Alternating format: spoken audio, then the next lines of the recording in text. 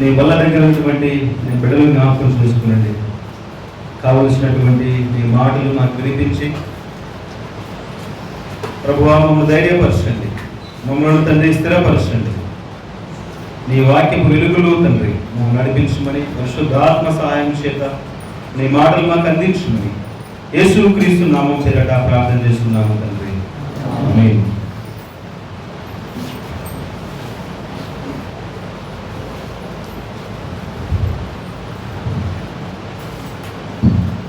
ప్రభునందు సేవ వచ్చిన ప్రియులందరికీ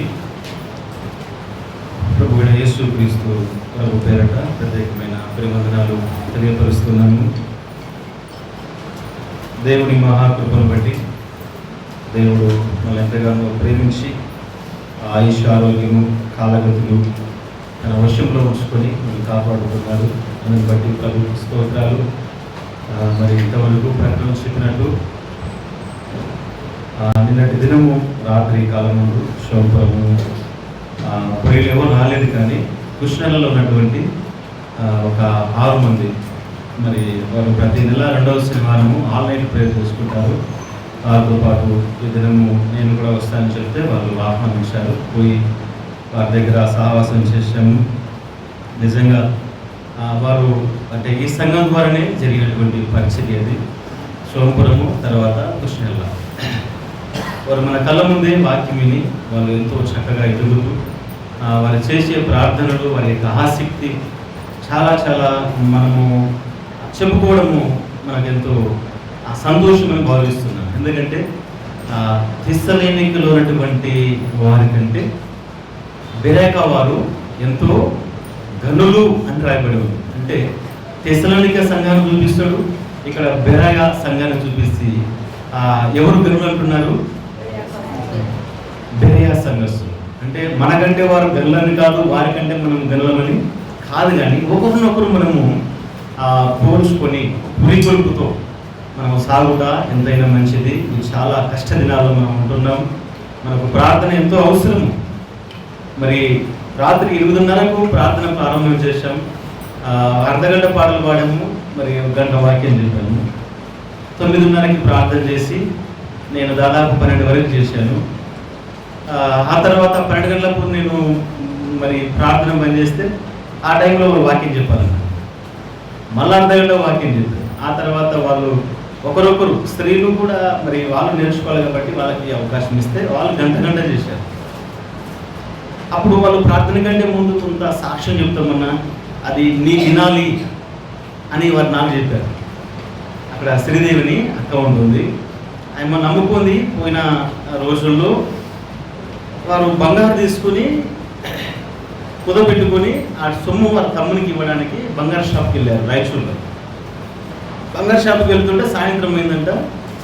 బంగారు పెడదామని పోతే రోజేసే సమయంలో వీళ్ళకి సుపరిచితమే బాగా షాప్ వాళ్ళు. బంగారు తీసుకొని మాకు డబ్బులు ఇవ్వాలి అంటే అతడు అప్పుడే దేవుని యొక్క ప్రసాదాన్ని తెచ్చి పంచిపెడుతున్నాడు అక్కడ ఉన్నోళ్ళకి. వీళ్ళు పోతే వీళ్ళకి ఇవ్వడానికి వచ్చారు. అక్కడ ఇక మహేషన్న భార్య వాళ్ళ బంధువులు వచ్చారు, 3-4 వినారంట. డైరెక్ట్గా ఈమెకి పోతే నేను తీసుకొని ఉన్నది. నేను తీసుకోనన్నా అంటే దేవుని ప్రసాదం అమ్మ తీసుకో అంటే నేను యేసుప్రభుని నమ్ముకున్నాను, నేను తినకూడదు అని చెప్పేసాను. ఇక ఒకటేసారి షాక్ అయిపోయినాడు. ఇక వాడు ఒకటేసారి ఏమన్నాడంటే, నువ్వు యేసుప్రభుని నమ్ముకుంటే దేవుని ప్రసాదం తినవా? ఎవరు నీకు చెప్పినది? మీ నాయన ఎవరు? మీ అమ్మ ఎవరు? మీరంతా మరి ఇట్లా పూజలు చేసేవారు. ఈ పొద్దు నువ్వు బిడ్డ మాట్లాడుతున్నావు, నీకు ఆ పాస్టర్ చెప్పినది వాడి నెంబరి అని పాస్టర్ని బూతులు తిరుగుతూ ఉంటే ఆయన ఒకటే ఏంటంట, నీవు తిడితే నన్ను తిట్టు కానీ పాస్టర్ని తిట్టవద్దు అన్న. స్వారన్న నేను నిన్ను అనిపించాను, బూతులు మాట్లాడించాడు. అట్లా మాట్లాడుతుంటే నాకు కోపం వచ్చి, మేము తీసుకోము ప్రసాదము, నువ్వు చంపడానికి అతను ఇంత పెద్ద కత్తి తీసుకుని వచ్చాడంట. ఆయన మీదకి పెద్ద కత్తి తీసుకుని వచ్చాడంట. నిన్ను నరికి పడేస్తాను, నువ్వు అండమడలాగా ఉండవు. నీ బీజేపీ ప్రభుత్వమే కనుక ఇక్కడ వస్తే నీ పాస్టర్ వల్ల రోడ్డు మీద నువ్వు ఊచకోతకు వస్తా అని ఫుల్ సీరియస్గా మాట్లాడినాడంట. అయినా ఈ అమ్మ దగ్గర ఇంత భయం లేకుండా మాట్లాడి ఆమె సాక్ష్యం చెప్తుంది, అన్న మేము ప్రాణమైన ఇస్తాం కానీ ప్రభుని మాత్రం వదిలిపోతాం. వారి ఆసక్తి చూస్తుంటే పిల్లరా నిజంగా ఆయన నిన్నగాక మనం నమ్ముకున్నారు. ఏం ఆసక్తి, ఏం మాటలు ఆయన మాట్లాడుతుంటే, యేసు ప్రభువుని నమ్ముకుంటే నీకు పరలోకం లేకుండా నరకం పోతుందని చెప్పిందంట ఒకటే మాట. ఆయన కూడా ఆయనకు అప్పుడే కోపం వచ్చి కత్తి తెచ్చిన నిజంగా ఆయన రాత్రి అంటుంది, అన్న మేము దేనికైనా సిద్ధపడతామన్నా, మాకు దేవుడు చాలా విషయాలు మాకు బయలుపరిచినాడు, దేవుడు నీ ద్వారా నాకు దేవుడు పంపించి నేను ఎంతో మార్పు పొందాను, నా సాక్ష్యము అవసరమైతే మరి మీ మధ్య స్త్రీలు కూడిక ఉంటుంది కదా, అక్కడ వచ్చి నేను చెప్పుకుంటా అని ఆయన తెలియపరిచింది. నిజంగా వారందరి జీవితాల్లో గొప్ప సాక్ష్యమే ఉంది. వారి భారం ఎంత కదండి, వారు ప్రార్థన చేస్తుంటే, వారి అవసరాలు చెబుతుంటే ప్రియులారా, వారి బంధువుల కోసము, వారి తల్లిదండ్రుల కోసము, వారు చెప్పేది కాక చచ్చిపోయిన వాళ్ళ కోసము, మా నాయన ఇట్లా వాయా, మా బంధువులు ఇట్లా పోయారని ఏడుస్తుందమ్మా, నరకానికి వెళ్ళిపోయారన్నా, ఏం చేయాలన్నా దాటిపోయిన ఏడుస్తుంది. అంటే ఎంత భారం ఉంది వారిలో. ఇలాంటి భారం మనలో కనపడుతుందా? తెల్లవార్లు మేలుకుని ప్రార్థన చేశారు. పిల్లరా, ఈ విషయాలు ఎందుకు చెప్తున్నాయంటే మనం కూడా ఒకరినొకరు విస్తరించుకోవాలనే ఉద్దేశం తప్ప మరి మరొక భావంగా ఆలోచించకండి. వారు ప్రపంచితమైతే ఒకరోజు స్త్రీల కూడికలను పిలిపిస్తాము, వారి నోటి సాక్షి ముందు ఒకరినొకరు హెచ్చరించుకొని మనం బలపరచబడాలి. ఇవి చాలా చివరి దినాలు, ఎప్పుడు ఏం జరుగుతుందో తెలియదు. మరి ఇందాక ప్రదర్శన యాత్ర ముగించింది సుధాకర్, ఇలా గొప్ప భక్తులు వెళ్ళిపోతున్నారు. మరి ఇంకేం జరుగుతుందో మనకు తెలియదు, కాబట్టి మనం సిద్ధపడాలి. గత వారం నేను వాక్యం గుర్తు చేశాను, ఇదే నా చివరి దినం అనుకుని మనం ఏం చేయాలంట, సిద్ధపడి ఇదే నా చివరి దినం అనుకుని శక్తికి మించిన పరిచర్య మనము చేయాలి. అట్లా ఒక ఏలియా చేసినటువంటి సందర్భాన్ని తీసుకున్నాం. ప్రభువైన యేసుక్రీస్తు చేసిన కార్యం గుర్తు చేసుకున్నాం. ఎంతోమంది భక్తుల జీవితాల్లో వారు చేసిన పరిచర్య ఎంతో గొప్పది. కాబట్టి ప్రియ సోదరులారా, ఈ దినం చిన్న సందేశమే నేను తెలియపరుస్తాను. రాత్రి బాగా మరి వారికి వాక్యం చెప్పి నాకు కూడా మస్తు అలసట వచ్చింది. వాళ్ళు అస్సలు వినలేరు. 6 గంటల వరకు చెప్పాలంటున్నాను, 6 గంటల వరకు చెప్పాలని మేము వింటాము. వాళ్ళ వాక్యం ఇచ్చి ప్రార్థన ఇచ్చి ఇంతెంత కాదండి. కాబట్టి చిన్న సందేశం ఏమిటంటే అందరికీ బాగా అర్థమయ్యే రీతిలోనే, తోడేలు సింహముగా మార్చబడింది. తోడేలు ఎట్లా మార్చబడింది? సింహముగా మార్చబడింది. ఎక్కడ మార్చబడింది? ఇంతకు ఆ తోడేలు ఎవరు? ఆ సింహము ఎవరు? ఎందుకు మార్చబడింది? ఒక చక్కటి సన్నివేశం చెప్పి నేను ముగిస్తాను. ఆదికాండం చూడండి, 35వ అధ్యాయము 18వ వచనం చదవండి. 35వ అధ్యాయం ఆదికాండం 18వ వచనం త్వరగా తీయండి. ఇక్కడ రాహేలు మాట్లాడుకుంటే ఏముంటుందంటే, ఆయన మృతి పొంది ప్రాణము పోవచ్చుండగా ఆమె అతని పేరు బెనోని అని. చాలండి, బెనోని అని. ఆ మాటకు అర్థం ఏముంది? దుఃఖపుత్రుడు. ఇక్కడ డెల్మోరైనటువంటి స్త్రీ పేరు ఏమిటి? రాహేలు. రాహేలు తన గర్భాన పుట్టినటువంటి బిడ్డను చూసి ఏమంటుందంటే బెనోని అని పేరు పెట్టింది. ఆ పేరుకి అర్థము దుఃఖపుత్రుడు నీవు అని అంటుంది. కన్న తల్లి ఆ శిశువును చూసి దుఃఖపుత్రుడవయ్యా నీవు, నాకు దుఃఖాన్ని కలుగజేసిదివో, రాబోయే రోజుల్లో ఎవరికి దుఃఖాన్ని కలుగజేస్తావో అని ఆ తల్లి దుఃఖపుత్రుడు అని చెప్పి యాత్ర ముగించింది. తల్లి తన బిడ్డ కోసము దుఃఖపుత్రుడు అంటుంది. తండ్రి ఏమన్నాడు? ఆదికాండం 49వ అధ్యాయము, ఆదికాండం 49వ అధ్యాయం 27 వచ్చింది. ఆదికాండం 49వ అధ్యాయము 27 వచ్చింది చూడండి. బెన్యామీను చీల్చునట్టి తోడేలు. తల్లి ఏమన్నదండి? దుఃఖపుత్రుడము అన్నది. తండ్రి ఏమన్నాడు? చీల్చునట్టి తోడేలు. ఎవరి గురించి? మంది గురించి కాదు మాట్లాడేది వీళ్ళు ఇక్కడ. సొంత కొడుకు గురించి తల్లిదండ్రులు మాట్లాడే మాటలు ఇది. అరే నువ్వు దుఃఖపుత్రుడు అని తల్లి అంటుంది. అరే నువ్వు చీల్చే తోడేలు వంటివిరా, నువ్వు తోడేలు వంటి వాడవరా నువ్వు అని తండ్రి అంటున్నాడు. పరలోకపు దేవుడు ఏమన్నాడు ఈ వ్యక్తి గురించి? ద్వితీయోపదేశకాండం 33వ అధ్యాయం 12వ వచనం. ద్వితీయోపదేశకాండం 33వ అధ్యాయం 12వ వచనం చూడండి. బెన్యామీను గురించి ఇట్లా నేను, బెన్యామీను యెహోవాకు ప్రియుడు. ఎంత మంచి మాట. తల్లి ఏమో దుఃఖపుత్రుడా అని పిలిచింది, తండ్రి ఏమో చీల్చే తోడేలురా నువ్వు అన్నాడు. తండ్రి ఏమన్నాడు? పరలోకపు దేవుడు ఏమన్నాడు? నాకు నీవు ప్రియుడవు అన్నాడు. ఇంతకు ఎవరి మాట నమ్మాలి ఈ వ్యక్తి గురించి? ఈ వ్యక్తి గురించి ముగ్గురు 3 రకాలుగా మాట్లాడుతూ వచ్చారు. ఎవరి మాట నమ్మాలి? ఎవరిది కరెక్ట్ అనాలి చెప్పండి. దేవుని మాటని కాదండి, అందరి మాటలు కరెక్టే. ఎస్ఆర్ను అందరి మాటలు కూడా కరెక్టే అండి. తల్లి మాట్లాడుతున్నప్పుడు తల్లి కోణంలో అది కరెక్టే. తల్లికి దుఃఖాన్ని పుట్టించాడు. ఆ తర్వాత భవిష్యత్తులో సంభవించబోయే అతని జీవిత చరిత్ర తలంచుకొని కూడా తల్లి మాట్లాడిండవచ్చు. అరే నువ్వు పెరిగి పెద్ద అయిన తర్వాత నువ్వు దుఃఖాన్ని కలుగజేస్తువురా నీ జీవితం ద్వారా అని. తండ్రి ఏమన్నాడు? చీల్చే తోడేలురా అన్నాడు. ఇతను కూడా తప్పు మాట్లాడలేదండి. నిజంగా బెన్యామీను ఎలాంటి వాడంటే చీల్చే తోడేలు స్వభావం. ఎక్కడ అతనికి నైజం బయటపడింది? ఇశ్రాయేలీలకు ఒక న్యాయాధిపతిగా ఆ బెన్యామీను గోత్రం నుంచి ఎవరు వచ్చారు? న్యాయాధిపతుల గ్రంథం 3వ అధ్యాయం 15వ వచనం చూడండి.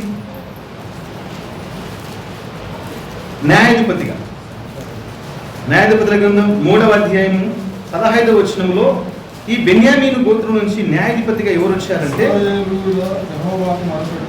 ఇశ్రాయేలీయులు యెహోవాకు మొరపెట్టగా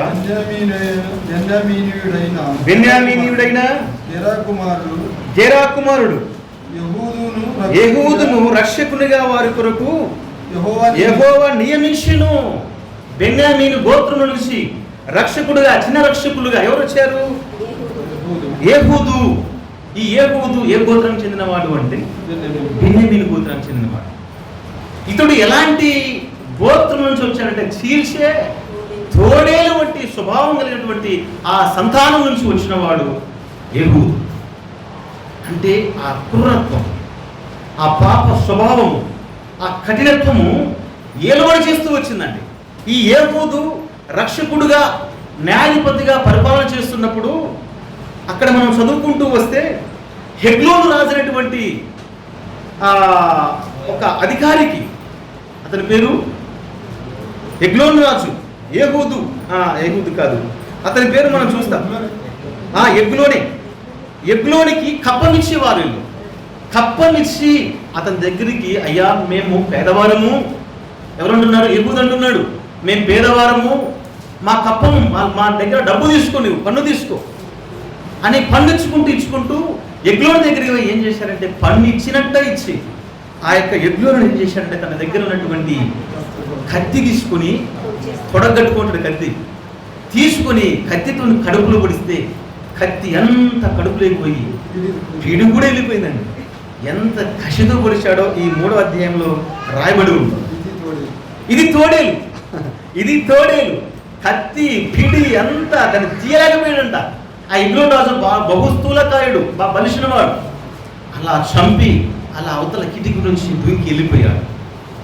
ఇలాంటి స్వభావం కలిగిన వాడు ఈ యొక్క బెన్యామీను గోత్రం నుంచి వచ్చినట్టు వారు. అంటే చీల్చే తోడేలు వంటి వారు వీళ్ళు. అంత మాత్రమే కాదండి, అలా న్యాయాధిపతుల గ్రంథం దాటుకుంటూ పోతే 19వ అధ్యాయం 20వ అధ్యాయంలో చూస్తే అదే గోత్రికులు, ఎవరు? బెన్యామీను గోత్రికులు ఒక లేవీని యొక్క భార్యను పట్టుకొని ఏం చేశారు? చంపేశారు, చెరిశారు. చీల్చే తోడేలు. ఇలాంటి నైజము ఆ గోత్రం నుంచి వచ్చింది. అంటే ఇక్కడ టోటల్గా మనము ఆలోచన చేస్తున్నప్పుడు ఈ బెన్యామీను గోత్రం ఎలాంటిది అంటే చీల్చే తోడేలు. తల్లి అన్నది దుఃఖపుత్రుడు నీవు, తండ్రి అన్నాడు చీల్చే తోడేలు. ఇలాంటి వాడు దేవుడు మాట్లాడుతున్నాడు, నీవు నాకు ప్రియుడవు. ఎలా మారిపోయాడు? ఎక్కడ మార్పు జరిగింది? ఎక్కడ ఆ చీల్చే తోడేలు సింహముగా మార్చబడింది? ఇది చరిత్ర మనం కొంత క్లుప్తంగా అర్థం చేసుకుంటే, దయచేసి వాక్యం పైన మనసు పెట్టండి. నేను క్లుప్తంగా చెప్తాను. షులమును తర్వాత రాజు ఎవరండి? రెహబాము. రెహబాము అపోజిట్లో ఎవరు వచ్చారు? యారోబాము. యారోబాము కాలంలో 12 గోత్రాలు ఏమైపోయాయండి? చీలిపోయాయి. 12 గోత్రాలు చీలిగా వచ్చింది. అంతవరకు అప్పుడు ఒకటే రాజ్యము. ఆ రాజ్యానికి బెన్యామీను గోత్రుడికి సౌలు రాజుగా ఉన్నాడు 12 గోత్రాలకి. ఆ తర్వాత షులమోను తర్వాత రాజ్యం చీలిపోతే 10 గోత్రాలు ఒక వైపు వెళ్ళిపోయాయి, 2 గోత్రాలు ఒక వైపు వెళ్ళిపోయాయి. ఆ 2 గోత్రాలు ఏమి చెప్పండి? యూదా, తర్వాత బెన్యామీను. ఇక్కడ ఆలోచన చేయండి. మొదటి రాజుల గ్రంథము 12వ అధ్యాయంలో ఈ చరిత్ర మనకు రాయబడి ఉంటుంది. చదవాల్సిన అవసరం లేదు, కానీ నేను నా చెంపుడు దాడిపోతాను. అక్కడ ఏమని రాయబడిందంటే, రాజ్యము చీలిపోయినప్పుడు 10 గోత్రాలు 10 మంది ఒకవైపు అయినప్పుడు యూదా అనేవాడు ఒక్కడు ఒంటరి అయిపోతాడు. నేను యూదాతో పాటు సహవాసము చేస్తాను, యూదాతో పాటు నేను కలిసి పని చేస్తాను. రాజ్యం విడిపోయినప్పుడు బెన్యామీని గోత్రము యూదాతో సహవాసం చేసింది. ఆ కారణము చేత చీల్చే తోడేలు ఏమైందండి? ఇప్పుడు యూదా గోత్రపు సింహముగా పిలువబడిందండి. సహవాసం ఇక్కడ ముఖ్యం. యూదా మంచివాడా? యూదాతో స్నేహం చేయడానికి మంచివాడు కాబట్టి బెన్యామీను అతనితో పాటు వెళ్ళిపోయాడు. యూదాతో వాడు చేతులు కలిపాడు. నిజంగా యూదా కూడా ఎలాంటి వాడంటే, అతని జీవితం కూడా కొంత ధ్యానం చేస్తే యూదా ఎలాంటి వాడంటే, ఆదికాండం చూడండి. ఆదికాండము 38వ అధ్యాయము 38వ అధ్యాయము వచనము 1వ వచనం చదువుదాం. ఆ కాలముందు యూదా తన సహోదరులను విడిచి హీరాను ఒక అదుల్లామీని యొద్ద ఉండుటకు వెళ్ళెను. ఇక్కడ చూడండి, యూదా తన సహోదరులను విడిచిపెట్టి 38వ అధ్యాయంలో ఎక్కడ వెళ్ళిపోయాడు? అదుల్లామీడు. అతడు ఏ దేశం వాడు? కానాను దేశం. కానాను దేశానికి ఎవరు వెళ్ళిపోయారండి? యూదా వెళ్ళిపోయాడు. కానాను దేశంలోకి వెళ్ళిపోయి ఏం చేశాడు? అక్కడ షుయా అనే ఒక వ్యక్తి కుమార్తెను పెళ్లి చేసుకున్నాడు. నిజంగా ఆ కానానీయులను పెళ్లి చేసుకోకూడదండి, యూదా పెళ్లి చేసుకోకూడదు. అయితే ఇతడు నడిచిన మార్గము కూడా అది తప్పు మార్గమే. యూదా ఒక కోణంలో మనం చూస్తే కానాను దేశానికి యూదా వెళ్ళిపోయాడు. ఇది 38వ అధ్యాయంలో. 39వ అధ్యాయంలో మరొక వ్యక్తి, అతడి తమ్ముడు తమ్ముడు అతడు ఎక్కడ వెళ్ళిపోయాడు? 39వ అధ్యాయంలో ఆదికాండం. అతడు ఎక్కడ వెళ్ళిపోయాడు? ఐగుప్తు వెళ్ళిపోయాడు. 2 అన్నదమ్ములు చూడండి. యూదా అయితే కానానికి వెళ్ళిపోయి పాపంలో పడిపోయాడు. ఇక్కడ యోసేపు ఐగుప్తు దేశానికి వెళ్ళిపోయి నీతిమంతుడుగా తీర్చబడ్డాడు. అయితే ఈ 38వ అధ్యాయంలో యూదా కానాను దేశంలోకి వెళ్ళిపోయి జీవితం చెడిపోయింది. ఆ చరిత్ర మనం చూస్తే చెప్పుకోవడానికి బాగుండదు, కానీ అతని జీవితం చెడిపోతే అతడు ఎలా బాగుపడ్డాడంటే ఇప్పుడు చూడండి. ఆదికాండం 49వ అధ్యాయం 11వ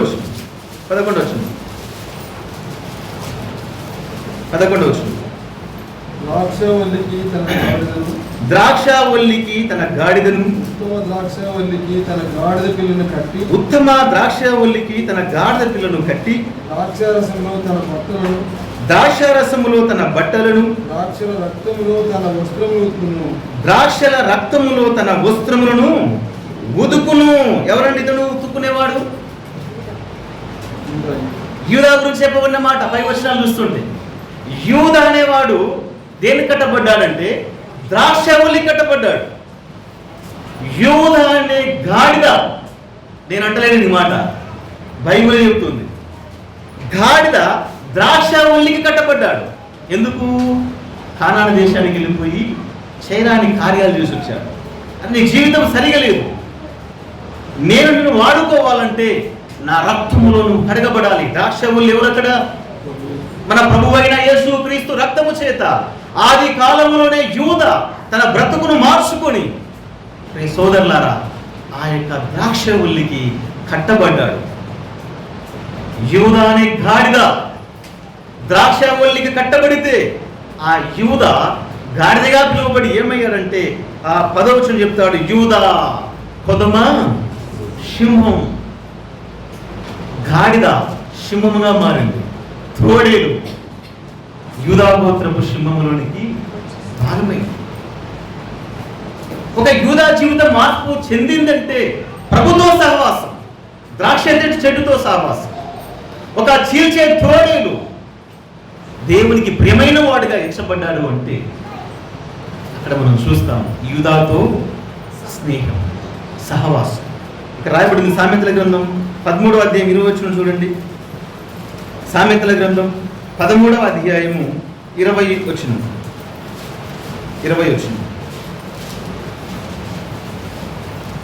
సామెతల గ్రంథం 13వ అధ్యాయం 20వ వచనంలో చక్కటి మాట ఉంటుంది అక్కడ. జ్ఞానుల సహవాసము చేయవాడు జ్ఞానము గలవాడగును, మూర్ఖుల సహవాసము చేయవాడు చెడిపోవును. అయ్యా అమ్మా, ఈ మధ్యాహ్న కాలం ముందు నీ సహవాసం ఎవరితో ఉంది? నీ సాంగత్యం ఎవరితో చేస్తున్నావు? జ్ఞానులతో సహవాసం చేయి, జ్ఞానవంతులు అవుతావు. మూర్ఖులతో సహవాసం చేస్తే జీవితము ఆగమైపోతుంది, జీవితము చెడిపోతుంది. మన యొక్క జీవితము మన సహవాసం మీద ఆధారపడి ఉంటుంది. ప్రియ సోదరి సోదరులారా, ఈ మధ్యాహ్న కాలం ముందు మన సహవాసం ఎవరితో ఉన్నది? మనం ఎవరితో సహవాసం చేస్తున్నాం? యూదా ద్రాక్షవల్లితో సహవాసం చేశాడు. బెన్యామీను యూదాతో సహవాసం చేశాడు. వారి జీవితాలు మార్పు చెందాయి. మన జీవితాల్లో మార్పు ఉన్నదా? మన జీవితాల్లో ఎవరితో సహవాసం చేస్తున్నాం? ఎంత చక్కటి మాట మాట్లాడుతున్నాడు. జ్ఞానుల సహవాసం చేయవాడు జ్ఞానవంతుడు అవుతాడు. నీ జ్ఞానం లేదా? నువ్వు జ్ఞానవంతుడుగా మార్చబడాలా? లోకములో జ్ఞానంతో సహవాసం చేయాలి. అందుకే దేవుడు అంటాడు పాత నిబంధన గ్రంథములో, గాడిదను ఎద్దును కలిసి భూమిని దున్నకూడదు అంటాడు. గాడిద ఎద్దు కలిసి భూమిని తినితే చనిపోయేది ఎద్దే. గాడిద యొక్క వాసన పీల్చి పీల్చి ఎద్దు చనిపోవడం అనేది జరుగుతుంది. అయితే మన సహవాసం ప్రత్యేకత. ఈ లోకంలో ఒక జ్ఞానవంతులుగా మార్చబడాలి అంటే మన సహవాసం మీద ఆధారపడి ఉంది. లోకంలో ఎవరు పడితే వాటితో సహవాసాలు చేయకూడదు. మనం ప్రభు పిల్లలకు అవి తగవు. అందుకే అంటాడు, వెలుగుకు చీకటికి ఏమి పొత్తు? అయ్యా, నీకు పొత్తు లేదు జీవితం. నువ్వు పరలోకానికి సంబంధించిన వాడు. ఈ లోకంలో ఉన్నటువంటి మరి దుష్టులు, దుర్మార్గులు, పాపులు, చెడిపోయిన వారు, త్రాగుబోతులు, మన యొక్క జీవితము వారితో సహవాసం చేస్తే మనము చెడిపోయే వారంగా ఉంటాం. అయితే ప్రియ సోదరి సోదరులారా, ఆ రోజు ఒక యూద తన జీవితాన్ని మార్చుకొని కొంతమంది సింహముగా మార్చబడ్డాడు. ఆ రోజు చీల్చే తోడేలు బెన్యామీను రాజ్యం విడిపోయినప్పుడు నేను యూదాతో పాటు ఉంటాను అని యూదా పక్షాన వెళ్ళిపోయాడు బెన్యామీను గోత్రం. అందుకే వారు తోడేళ్ళంటూ వారు సింహాలుగా మార్చబడి దేవుని కోసము ఎంతో చక్కగా పరిచర్యలో వాడబడ్డారంటే, అదే బెన్యామీను గోత్రం నుంచి ఒక మొర్దెకై వచ్చాడు. మొర్దెకై ఏ గోత్రము? బెన్యామీను గోత్రం. ఎస్తేరు ఏ గోత్రము? బెన్యామీను గోత్రం. దేశాలు పరిపాలన చేశారు. ఎంత పెద్ద దేశం అంటే 127 సంస్థానాలు. 127 సంస్థానాలు అంటే ఈ భారతదేశం అని కాదండి. ఈ భారతదేశం పోల్చుకొని దాదాపు 6-7 దేశాలు కలిసి ఆ రోజు 127 సంస్థానంగా పిలువబడ్డాయని చరిత్ర చెబుతుంది. ఆ 127 సంస్థానంలో మన దేశం కూడా చిన్న పార్ట్. మన దేశం హిందూ దేశం ఉంది కదా, ఆ ఇస్రాయేల్ గ్రంథంలో మన దేశం పేరు కూడా లిఖితమైంది. అరబీ కంట్రీ, హిందూ దేశము, వెరసలేము, ఇవన్నీ కలిసి 127 సంవత్సరాలను పరిపాలించినటువంటి ఒక గొప్ప ఆధిక్యత బెన్యామీను గోత్రానికి వచ్చింది. కాబట్టి ప్రియ సోదరి సోదరులారా, ఈ మధ్యాహ్న కాలం ముందు మన సహవాసం ఎవరితో చేస్తున్నాం? మన జీవితం మార్పు చెందిందా? ఇంకెంతకాలం లోకంతో సహవాసం చేస్తున్నాం? ఇంకెంతకాలం పాపంతో సహవాసం చేస్తాం? త్రాగుబోతులతో ఎంతకాలం సహవాసం చేస్తాం? జీవితము నష్టపోతాం. అందుకే దేవుని యొక్క గ్రంథం చెబుతుంది, మన జీవితము మార్చుకోవాలి. మనం పరిశుద్ధులతో సహవాసం చేయాలి, ప్రార్థన పరులతో సహవాసం చేయాలి, సంఘ సహవాసం చేయాలి, నమ్మిన వారిని వెంబడించాలి. ఆదివారం వస్తే ఆదివారం చర్చి అంటే సహవాసం పోగొట్టుకొని మనం నష్టపోతాం. అంత మాత్రం ఎందుకు ప్రియ సోదరులారా, దైవగ్రంథంలో దేవుడు అంటాడు, నేను మీ దగ్గరికి రావాలి అంటే మీ యొక్క వస్త్రాలు ఉతుక్కునండి అంటాడు. నిర్గమాకాండము చూడండి ఒకసారి, 19వ అధ్యాయము 10వ వచనం. నిర్గమాకాండం 19వ అధ్యాయం 10వ వచనంలో, నిర్గమాకాండం 19వ అధ్యాయం 10వ వచనంలో దేవుడు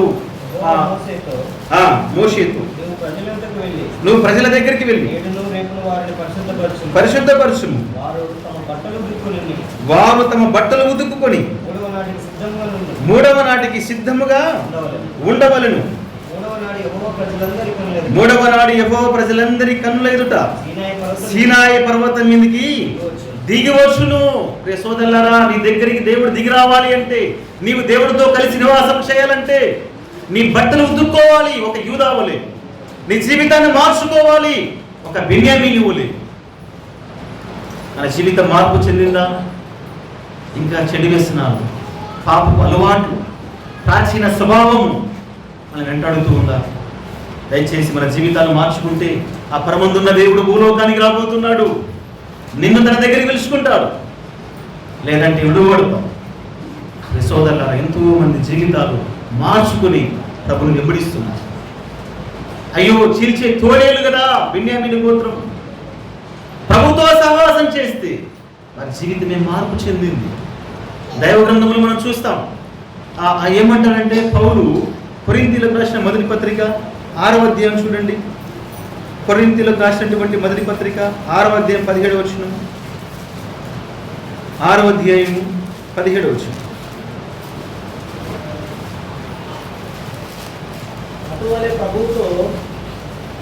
16 కూడా చదవండి. వేషతో కలుసుకున్నవాడు దానితో ఏక దేహమై ఉన్నాడని మీరు ఎరగరా? వారిద్దరు ఏక శరీరమై ఉందురని మోసే చెప్పెను. అటువలే ప్రభువుతో కలుసుకున్నవాడు ఆయనతో ఏకాత్మై ఉన్నాడు. ప్రభువుతో కలుసుకున్నవాడు ఆయనతో ఏకాత్మై ఉన్నాడు. మన కలయిక ఎవరితో ఉంది? పౌలు అంటున్నాడు, ప్రభువుతో కలుసుకున్నవాడు ఏకాత్మ. అయ్యా పౌలా, నువ్వు ఎప్పుడు ప్రభుత్వం కలుసుకున్నావు? ఒకప్పుడు పౌలు ఎవరండి? సౌలుగా ఉన్నాడు. ఈ సౌలు ఏ గోత్రం? చీల్చే తోడేలు.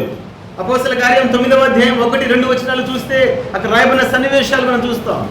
అతడు ఎంతో భయంకరమైన వ్యక్తిగా చేతిలో ఖడ్గాను పట్టుకొని, ఆ రోజు ఏహూదు ఏదైతే పట్టుకున్నాడో అలాంటి ఖడ్గాలు పట్టుకొని దేవుని సేవ చేస్తున్నటువంటి వారిని ఊచపోత పోయడానికి సిద్ధపడ్డాడు. కొడుతున్నాడు, చంపుతున్నాడు. అదే నాకు ప్రాణాధారము, నా యొక్క వృత్తి, నా ఉద్యోగం అదే అని బ్రతికినవాడు పౌలు. ప్రభువుతో కలుసుకున్నాడు, ఆయనతో ఏకాత్మైపోయాడు. నిజంగా మన జీవితము మార్పు చెందిందా? ఎవరితో మనం కలుసుకుంటున్నాం?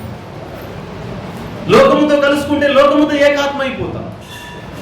ఇక్కడ రాబడినటువంటి మనం మాట చూస్తే 16వ వచనంలో, వేషతో కలుసుకుని వాడు దానితో ఏకమై ఉన్నాడు మీరు ఎరగరా అని చెప్తూ 17వ వచనంలో, ప్రభుతో కలుసుకుని వాడు ఆయనతో ఏకాత్మై ఉన్నాడు. నీ ఆత్మ అంతా లోకముతో స్నేహము చేస్తే నీ ఆత్మ దానితో ఏకమై ఉంటుంది. శరీరం కాదు ఏకమయ్యేది, ఆత్మ కూడా ఏకమవుతుంది. కాబట్టి చేసిన శరీర క్రియల చొప్పున ఏదైతే చెడు చేశామో దాన్ని బట్టి ఆత్మ కూడా నిత్య నరకానికి వెళ్ళిపోతుంది. ఏకాత్మ. సోదరులారా, అందుకే మన సహవాసము మరి ఎంతో జాగ్రత్త కలిగి మన బ్రతుకులు మార్చుకోవాలి. గొప్ప రవిడిజం చేసిన వారు, చీల్చే తోడేంటి వారు తమ బ్రతుకులు మార్చుకున్నారు కదా. మనం ఎందుకు మారకూడదు? మనం ఎందుకు ఇంకా లోకంలో చెడు వ్యసనాలకు బానిసలు కావాలి? ఈ జీవితం అల్పమైనది, స్వల్పమైనది. దావీదు ఒక నిర్ణయం మాట్లాడతాడు. 26వ కీర్తన 4వ వచనంలో దావీదు ఏమంటాడంటే 26వ కీర్తన 4వ వచనంలో, కీర్తన 26 4వ వచనంలో, పనికి మాలిన వారితో నేను సాంగత్యము చేయను. ఎంత మంచి నిర్ణయం! ఈ రోజు నుంచైనా ఇలాంటి నిర్ణయం మనం తీసుకోవాలి. పనికి మాలిన వారితో మనం సహవాసము సాంగత్యము చేయకూడదు. వేషధారులతో పొందు చేయవద్దు. దుష్టుల సంఘము నాకు అసహ్యము. భక్తిహీనులతో సాంగత్యము. ఎంత మంచి నిర్ణయం ఇది! మన జీవితంలో ఇలాంటి నిర్ణయాలు తీసుకోవాలి. అప్పుడే మన జీవితాలు మార్పు చెందుతాయి. సోదరులారా, మార్పు లేకపోతే ఎంతో నష్టపోతామండి. ఎంతో నష్టపోతాం. నేను ముగిస్తాను. ఎంత నష్టపోతామో నష్టాన్ని మీకు చెప్తాను. సహవాసం అనేది భక్తులతో లేకపోతే, ప్రభుతో సహవాసం లేకపోతే, పనికి మాలిన వారితో, దుష్టులతో, దుర్మార్గులతో, త్రాగుబోతులతో మనం వారితో ఏకాత్మైతే ఎంత నష్టపోతామంటే, అబ్రహాము మనకందరికీ తెలిసి కదండి. అబ్రహాం ఎంత మనుషుడు, అబ్రహాము ఎంత నీతిమంతుడు, అబ్రహాము విశ్వాసులకు తండ్రి. అతడు నీతి మనము కొలిస్తే మన కొలనుకి అందదు. అంటే మనం కొలవడానికి కూడా నీతి అందదు. ఎంత నిష్ట గలవాడు అంటే, సొదొమ రాజు వచ్చి, అబ్రహామా మనం స్నేహం చేద్దాము అన్నాడు. మనం కలుసుకుందామా, మనం ఏకాత్మగా మారదామా అన్నాడు. అయ్యా, నీది నాకు నువ్వులు పోగైనా వద్దు. లాభాలు వస్తున్నప్పుడు లోకముతో రాజపడదు. మనము ధనవంతులుగా మారుతాము అన్న సిచ్యువేషన్లు వచ్చినప్పుడు లోకముతో మనం రాజపడకూడదు. ఎంత నీతి గలవాడు అంటే, ఆది కాండములో అబ్రహాము చరిత్ర మనం చూస్తాం. సొదొమ రాజు ఎంతో గొప్ప రాజు. నీకు ఏం కావాలో తీసుకుంటున్నాడు. అతని నీతి నూలు పోగైనా నాకు వద్దయ్యాడు. పాపం అతని జీవితం అలా గడుస్తున్నప్పుడు శారా చనిపోయే ముగింపులో కానాను దేశంలోకి వెళ్ళిపోతే శారా చనిపోయింది. అయ్యా, ఈ దేశంలో నా భార్య చనిపోయింది కదా, నేను ఎక్కడ పాతి పెట్టుకోవాలి? యెష్రోను కొంతమంది ఉన్నారు అక్కడ. వారితో మాట్లాడతాడు. నా భార్య పాతి పెట్టుకోవడానికి నాకు ఇంత స్థలము ఇవ్వండి అంటాడు. అయ్యా, నీవు మా మధ్య మహారాజుగా ఉన్నావు, నీకు నీవు స్థలం ఇచ్చేదా? తీసుకో. ఏం తీసుకుంటావు అంటే అతను అంటాడు, ఆది కాండము మనం చూడగలిగితే 23వ అధ్యాయం 13 నుంచి 16 వరకు చదువుకుంటే, అయ్యా మీరు స్థలం ఇవ్వండి, నాకు ఊరికే ఉచితంగా నాకు స్థలం వద్దు, దాని నిండు వెలకు నాకు ఇవ్వండి. ఎంత నీతి గలవాడు చూడండి. అయ్యా, నువ్వు మహారాజుగా ఉన్నావు, మేము ఉచితంగా ఇస్తాము, తీసుకొని భార్యను బాధ పెట్టుకో అంటే, నేను నాకు నిండు వెల ఎంత ఖరీదు చెప్పండి, నేను ఇచ్చేస్తాను. లేదా సగమన్నా ఇవ్వండి అంటే, సగము కూడా వద్దు, నిండు వెల. అంటే అతని జీవితంలో ఎంతో నీతిమంతుడు, స్వార్థము లాభాన్ని అపేక్షించిన వాడు. ఇతనితో పాటు ఎవరున్నారంటే, ఆది కాండం 12వ అధ్యాయము చూడండి. ఆది కాండం 12వ అధ్యాయము, ఆది కాండం 12వ అధ్యాయం 4వ వచనం చూడండి. అతనితో చెప్పిన ప్రకారం అబ్రహాము వెళ్ళెను, లోతు అతనితో కూడా. అంత నీతిమంతుడైన అబ్రహాముతో పాటు ఎవరున్నారు? లోతు ఉన్నారండి. అబ్రహాం ఎంతో నీతిమంతుడు. అంత నీతిమంతుని సహవాసం చేశాడు లోతు. అయ్యా లోతు, నీతిమంతుడైన అబ్రహాంతో సహవాసం చేశావు, బాగుంది. 2-3 అధ్యాయాల 13వ అధ్యాయం వచ్చేసరికి కాపర్లకు గొడవలు పడితే యజమానులు వేరైపోయి ఏం చేశారంటే, అబ్రహాము సహవాసాన్ని లోతు పోగొట్టుకున్నాడండి. లోతు పోగొట్టుకున్నాడు. ఎక్కడున్నాడు? మళ్ళీ 19వ అధ్యాయం వచ్చేసరికి యెరికో యొక్క గదిరి దగ్గర కూర్చొని ఉన్నాడు లోతు. అబ్రహాము సహవాసం కోల్పోయాడు. ఇప్పుడు ఎక్కడున్నాడు? యెరికో 19వ అధ్యాయం మనం చూస్తాం, ఆదికాండం. ఆ సాయంకాలం మందు 2 దేవదూతలు సొదొమ చేరినప్పటికీ లోతు సొదొమ గవిని యొద్ద ఉన్నాడండి. అయ్యో, నీతిమంతుడైన అబ్రహాము సహవాసాన్ని కోల్పోయాడు. ఇప్పుడు సొదొమ మనుషుల దగ్గర సహవాసం చేస్తున్నాడు. గవిని దగ్గర ఎవరుంటారు? ఊరు పెద్దలు ఉంటారు. గవిని దగ్గర ఎవరుంటారు? పనిపాట లేని వారు ఉంటారు. గవిని దగ్గర ఎవరుంటారు? గప్పాలు చెప్పేవారు ఉంటారు. గవిని దగ్గర ఎవరుంటారు? ఎవరిని మోసం చేస్తే డబ్బులు వస్తాయని చెప్పుకునేవారు ఉంటారు. భారం లేని వారు, పనిపాట లేని వారు, బాధ్యత లేని వారు, అలాంటి వారితో ఈయన మీకు కూర్చున్నాడండి. అబ్రహాం సావాసం కోల్పోయాడు, సొదొమ వారి సావాసంలో పడ్డాడు. పరలోకం నుంచి దేవదూతలు వచ్చాయి. దేవదూతలు వస్తే ఇప్పుడు సాగిలపడి అడుగుతున్నాడు. కానీ సోదరులారా, ఆ సొదొమ మనుషులు ఎలాంటి వారంటే దేవదూతలతో కూడా మేము పాపము చేస్తాం, అంత నీచమైన వారితో సహవాసం చేశాడు లోతు. ఏం జరిగింది? అలా కొన్ని వచనాలు దాటుకుంటూ పోతే దేవుడు ప్రేమని చెప్పాడు, లోతు సొదొమని విడిచిపెట్టు, నువ్వు బయటకు వచ్చేయి, నీ కొడుకులు ఉన్నారు కదా. 12వ వచనంలో 19వ అధ్యాయం 12వ వచనం, నీ కొడుకులు, నీ అల్లుళ్ళు, కాబోయే అల్లుళ్ళు, నీ బిడ్డలు ఉన్నారు, మీ భార్య ఉంది, తీసుకొని బయటికి రా, బయటికి రా, బయటికి రా అని చెప్తే ప్రియులారా, ఆ సొదొమ వారితో సహవాసం చేసి తన కొడుకులను పోగొట్టుకున్నాడు. అయ్యో, కొడుకులను పోగొట్టుకున్నాడు, అల్లులను పోగొట్టుకున్నాడు, భార్యను పోగొట్టుకున్నాడు. ఎవరు మిలిగిరి ఇప్పుడు? ఇద్దరు బిడ్డలే కదండి. ఎంత నష్టపోయాడు లోతు, ఎంత నష్టపోయాడు. ఈ సన్నివేశాలు మనం ఆలోచన చేస్తున్నప్పుడు సోదరులారా, మన సహవాసము యూదా గోత్రపు సింహమైనటువంటి యేసుక్రీస్తు ఉండాలి. ఆయన పిల్లలతో మనం సహవాసం చేయాలి. అప్పుడే మన జీవితాలు మార్చబడతాయి. లేకపోతే మనం నష్టపోతాం. లోతు నష్టపోయాడు, భార్యను పోగొట్టుకున్నాడు, అల్లులను పోగొట్టుకున్నాడు, కుమారులను పోగొట్టుకున్నాడు. అగ్నివర్షం, తన సంపద అంతా కూడా కాలిపోయింది. ఎంత సంపద, ఎంత ధనవంతుడు! 13వ అధ్యాయంలో వారి పశువులు లెక్కించడానికి కూడా, నివసించడానికి కూడా విస్తారమైన సంపద అంత కాలిపోయిందండి. ప్రభుత్వ సహవాసం లేకపోతే నీ దగ్గర ఎంత సంపద సంపాదించుకున్నా ఈ లోక సంపద అంతా కూడా ఒకరోజు కాలిపోతుందండి. అందుకే అంటున్నాడు, మన యొక్క సహవాసం, జ్ఞానులతో సహవాసం చేయవాడు జ్ఞానవంతుడగును. సోదరి సోదరులారా, మన సహవాసం ఎవరితో ఉంది? మన సహవాసం ఎవరితో ఉంది? ఆహాబు రాజు అన్యులతో సహవాసం చేశాడు. సొలొమోను రాజు ముగింపులో అన్యులతో సహవాసం చేశాడు. ఏ చేతులైతే మందిరాన్ని కట్టేవో అదే చేతులతో చేత విగ్రహారాధన చేశాడు. ఇంత భయంకరము. సోదరి సోదరులారా, ఈ వచనాలు మనము చూస్తూ ఉన్నప్పుడు చాలా విషయాలు ఉన్నాయి, కానీ ముగిస్తాను. మన సహవాసము ఎవరితో చేస్తాం? యూదా తన జీవితాన్ని మార్చుకుని ఆ ద్రాక్ష ఒళ్ళినటువంటి ప్రభువుతో కట్టబడ్డాడు. బెన్యామీను చీల్చే తోడేలు సింహముగా మార్చబడ్డాడు.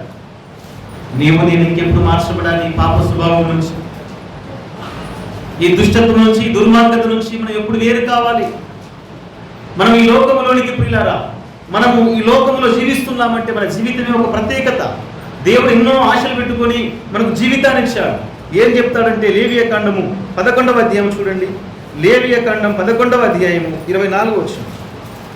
11వ అధ్యాయం 24వ వచనంలో ఒక భాగం చదువుతాను. వాటి వలన మీలో అపవిత్రులగుదురు,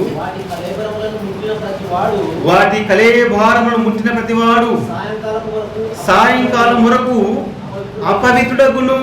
వాటి కళేభారములు ముట్టినవాడు సాయంకాలం వరకు అపవిత్రుడు. మనము కొన్ని ముట్టుకోవలసిన ఉన్నది, కొన్ని ముట్టుకోకూడనివి కూడా ఉన్నాయి. ఇక్కడ ముట్టుకోవలసినవి ఏంటివి? ఇక్కడ చెబుతున్నాడు, వాటి కళేభారాలు అనగా, కళేభారం అంటే సచ్చిన శవం. సచ్చిన శవముతో మనం ముట్టుకోకూడదండి. ఏంటి సచ్చిన శవము? ఎఫెసీ పత్రిక 2వ అధ్యాయం 1వ వచనంలో ఏమని రాయబడి ఉంది? పాపముల చేతును, అపరాధముల చేతును మీరు చచ్చిన వారు. చచ్చిన వారితో మనం సహవాసము చేయకూడదు. చచ్చిన వారితో సహవాసం చేయకూడదు. ఎవరు చచ్చిపోయారు? సోదరి సోదరులారా, పాపాలు చేసేవారు. జీవించుచున్నామని పేరుంది కానీ నీ మృతుడలే అంటారు. సుఖభోగముల యందు ప్రవర్తించినది బ్రతుకుచుండియు చచ్చినదై ఉండును. సుఖభోగ ఈ లోకములో మన సహవాసాన్ని ఒక ప్రత్యేకతగా దేవుడు చెబుతున్నాడు. అయితే చచ్చిన వారితో మనం సహవాసం చేయకూడదు. మన ప్రభు ఎవడు అంటే ఆయన సజీవుడు. ఆయన సజీవుడు. సజీవులు సజీవులే కదా నిన్ను స్తుతించేదని. నిజంగా ప్రియ సోదరులారా, మన ప్రభువు సజీవుడు, ప్రభువు నమ్మిన వారు కూడా సజీవులే అంటాడు. ఒకడు నా యందు విశ్వాసం ఉంచితే వాడెన్నటికీ మరణము పొందుడు. మనం సజీవులం, సజీవులతో సహవాసం చేయాలి. మన ప్రత్యేకత మన జీవితం. అందుకే ప్రభువుతో సహవాసం చేయాలి, ఆయన సన్నిధితో సహవాసం చేయాలి. అప్పుడే మన జీవితాలు మార్పు చెందుతాయి. రాహేలు మాట్లాడుతూ ఉంది. రాహేలు ఏమని మాట్లాడుతుంది? అయ్యా నీవు దుఃఖపుత్రుడవు. బెనోని అనగా దుఃఖపుత్రుడు. ఆ కింద మాట అంటాడు. మరి ఒకసారి చెప్పి మనం ముగిస్తాము. చూడండి, ఆదికాండం 35వ అధ్యాయము. ఆదికాండం 35వ అధ్యాయము 18వ వచనం. ఆమె మృతి పొంది ప్రాణం పోవచ్చుండగా ఆమె అతని పేరు బెనోని అనను. అతని తండ్రి అతనికి బెన్యామీను అను పేరు పెట్టెను. బెన్యామీను అనగా అర్థం ఏమిటి? కుడి చేతి పుత్రుడు. కుడి చేతి పుత్రుడు బెన్యామీను తన జీవితంలో కుడి చేతి పుత్రుడుగా మార్చబడుతున్నాడు. కుడి చేతి పుత్రుడు అంటే తన జీవితంలో పిల్లరా, కుడి చేత ఎక్కువ పని చేయగలమా, ఎడమ చేత ఎక్కువ పని చేయగలమా? ఏ చేత పని ఎక్కువ చేయగలమండి? ఈ బెన్యామీనులో మనం చదివితే దాయపతుల గ్రంథంలోకి వెళ్ళిపోతే ఈ బెన్యామీన్ అంట కుడి చేయి పని చేయగలవాడు. తర్వాత ఆ న్యాయపతుల గ్రంథం 13వ అధ్యాయంలో ఎడమ చేతి వాటము గలవాడు బెన్యామీను గోత్రంలో 700 మంది ఉన్నారు. రెండు చేతుల పని చేయవారండి వీళ్ళు. రెండు చేతుల పని చేయవారు. రెండు చేతుల యుద్ధ రంగంలో ప్రవేశించాలి. దేవుని కోసం మనము రెండు చేతుల పని చేయాలి. ఆ మాట చూడండి ఒకసారి. ఈ మాట చెప్పి నేను ముగిస్తాను. న్యాయాధిపతుల గ్రంథం 13వ అధ్యాయము 15వ వచనం చూద్దాం. న్యాయాధిపతుల గ్రంథం 13వ అధ్యాయము 3వ అధ్యాయము 15వ వచనం. 3వ అధ్యాయం 15వ వచనం. ఇశ్రాయేలీయులు యెహోవాకు మొరపెట్టగా బెన్యామీయుడైన గెరా కుమారుడు యెహోవాను రక్షకుని 3:21 వచ్చిన అతడు ఎడమ చేతి పనివాడు. అతడు ఎడమ చేతి పనివాడు. చూడండి, బెన్యామీను కుడి చేతి పుత్రుడు కనుక రాయబడి ఉంది. ఇప్పుడు ఇతడు ఏం చేత పని చేస్తున్నాడండి? ఎడమ చేయి పని చేస్తున్నాడు. ఈ ఎడమ చేతి పనివారు ఎంతమంది ఉన్నారని లెక్క చేస్తే 700 మంది బయటికి బయలుదేరుతారు ఆ బెన్యామీను గోత్రం నుంచి. అంటే రెండు చేతుల దేవుని కోసం మీరు భవిష్యత్తులో ఉపయోగపడ్డారు. సోదరీశ్వరులారా, మన జీవితం మార్పు చెందితే మనము దేవుని కోసం ఒక చేతి ఇచ్చేది కాదండి, రెండు చేతుల దేవుని కోసం మనము కష్టపడాలి. దేవుని పరిచర్యలో మనము ఎంతగానో ప్రయాసపడాలి. అయితే ప్రభుతో సహవాసం చేయాలి.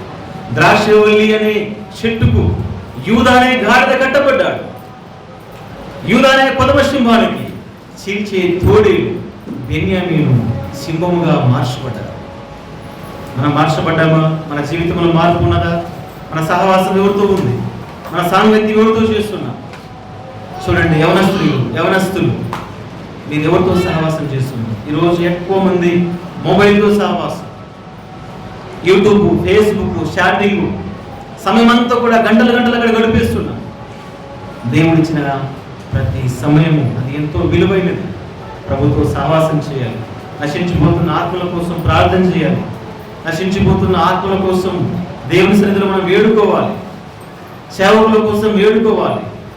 దేవుని యొక్క దశమ భాగం 24 గంటల్లో ఆయనకి ఎంత సమయం ఇవ్వాలో అంత సమయం ఇవ్వాలి. అప్పుడే మనము ఈ లోకంలో గొప్పగా వాడబడతాము. మన జీవితాలు కూడా అనేకులకు ఆశీర్వదకరంగా మార్చబడతాయి. ఆ విధంగా మరి కూడికలో ఇంకెవరైనా ప్రభుతో కలుసుకోకపోతే, ప్రభువుకు నీ హృదయాన్ని సమర్పించకపోతే, ఇదే మిక్కిలి అనుకూల సమయం, ఇదే రక్షణ దినం. యేసుక్రీస్తు నమ్మి ఈ పాపాలు ఒప్పుకొని ప్రభు చేతుల్లో వాడబడాలని ఈ వాక్యం ద్వారా తెలియపరుస్తూ ముగిస్తున్నాను. దేవుడు ఈ మాట దీవించి